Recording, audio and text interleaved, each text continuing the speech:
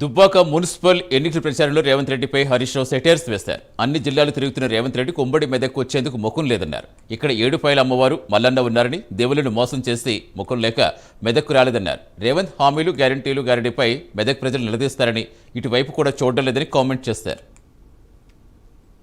మెదక్ జిల్లాకు రాలే, అటటు తిరిగిండు, నిజామాబాద్ వేయిండు, కర్నార్ వేయిండు, ఈ పక్కపొంట వరంగల్ వేయిండు, మెదక్కు రమ్మంటే వత్తలేడు.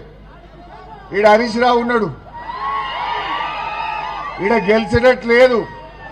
కాంగ్రెస్ వాళ్ళు రమ్మన్నారట మెదక్కు, రమ్మంటే రేవంత్ రెడ్డి మీ ముఖానికి ఒక్కటి కూడా గెలిచేటట్లేదు రా, వచ్చి నాయిచ్చేది పోతుంది, నేను రాను మెదక్ అన్నాడు. చుట్టూ తిరిగిడు తప్ప మెదక్కు రాలే. మెదక్ వచ్చే ముఖం లేదు రేవంత్ రెడ్డికి. మెదక్ వస్తే మా ఏడుపాయల అమ్మవారు ఊకుంటుందా? మా కొమరెల్లి మల్లన్న ఊకుంటాడా? నువ్వు దేవుణ్ణి మోసం చేస్తే ఆ దేవుడు మొదలే మా ఏడుపాయల అమ్మవారు చాలా పవర్ఫుల్, కొమరెల్లి మల్లన్న చాలా పవర్ఫుల్. ఇవాళ దేవుళ్ళను మోసం చేసి ముఖం లేక ఇవాళ మెదక్ జిల్లాకు రేవంత్ రెడ్డి రాలేదు, వచ్చే ముఖం లేదు.